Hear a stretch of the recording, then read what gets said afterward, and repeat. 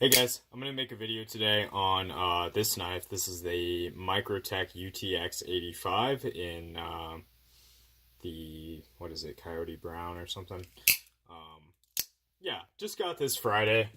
Just kind of wanted to give some first impressions of it as to how I feel about, an OTF. This is kind of out of my comfort zone, and anybody that really follows the channel knows that. This is kind of my comfort zone. This is very much my comfort zone.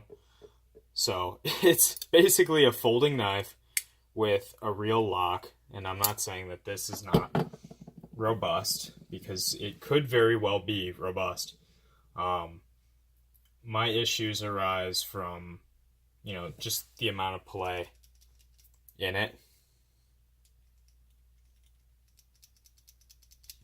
So you guys can hear that. Little unsettling for me, especially being into folding knives. I tend to, have an appreciation for like a solid locking knife, such as this, the ZT, whatever the knife is. It's not something I'm used to, and it's going to take me a while to become fully accustomed to it. First thing I noticed about this knife, pretty substantial blade stock for it being under a 3.5-inch blade. But it is ground quite abruptly. And what I mean by that is it's like a halfway grind, so like a saber grind. Flat ground, and it's relatively thin behind the edge. Relatively, not thin. Relatively thin compared to what I thought it would be. Yeah. So this accompanied me today for EDC purposes, and I used it. This was my primary knife, and I have to say I was pleasantly surprised. It really goes to show, how much knife do I really need to be carrying around. And I love this knife. It's, my favorite knife. By the end of the month, I'm probably going to have 3 or 4 of these. So the M4, the Rex 45, and then the S30V that I'm trading from Super Steel Steve. If you don't follow him, get your shit together and please go give him a follow. Just do it. You won't regret it. If you're into steels, and the performance of them, which is kind of what this review is about. So advantages to an OTF. I'm gonna catch some shit for this. It's inevitable. I know it's coming. It's not that fast. It's fast once it's in your hand. But what does that mean? Yeah, it's incredibly fast when it's in your hand. But put it in your pocket, pull it out, and then you still have to, I don't find it to be proportionately faster. You make a lot of sacrifices with an OTF. This blade could be whatever dimension I want. Look at how tremendously thick that blade is. I just got a new puppy, so we had a she before. We still do, but he's whining. He doesn't like that I'm doing this. Yeah, so I feel that there's a lot of downsides to an OTF, and for what I do daily, I don't know that is going to work. I'm giving it a shot. A lot of people at my job carry these. In fact, I'm a little late to the game with that.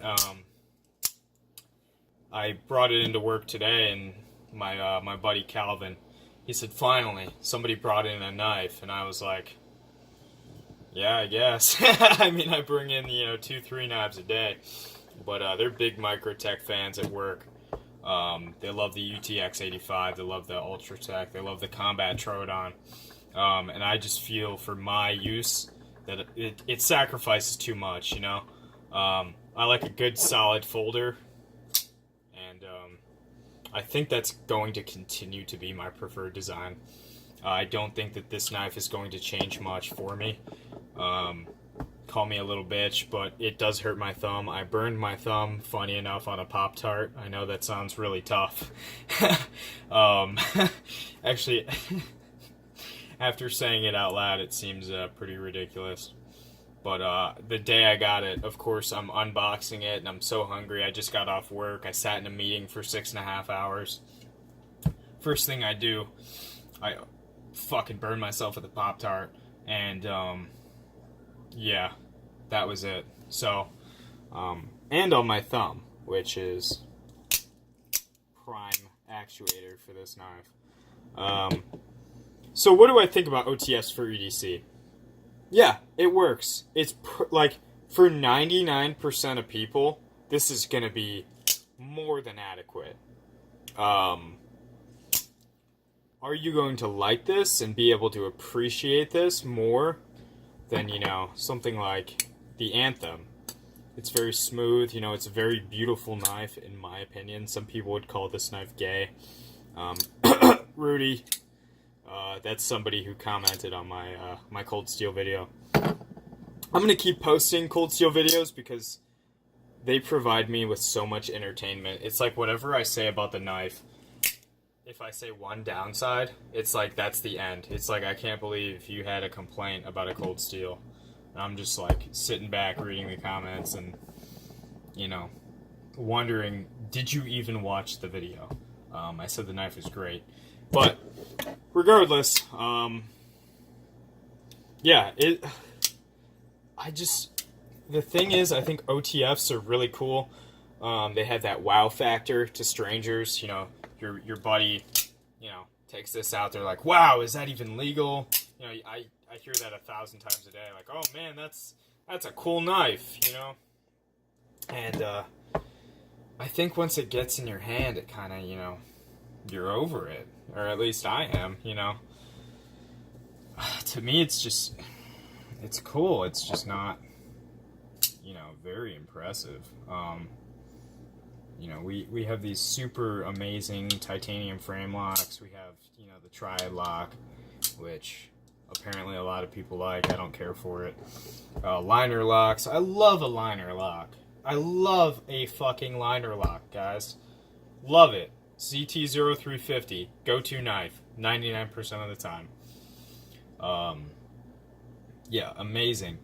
But, you know, this has its application too. It's very, very interesting. And if you're going to something, you know,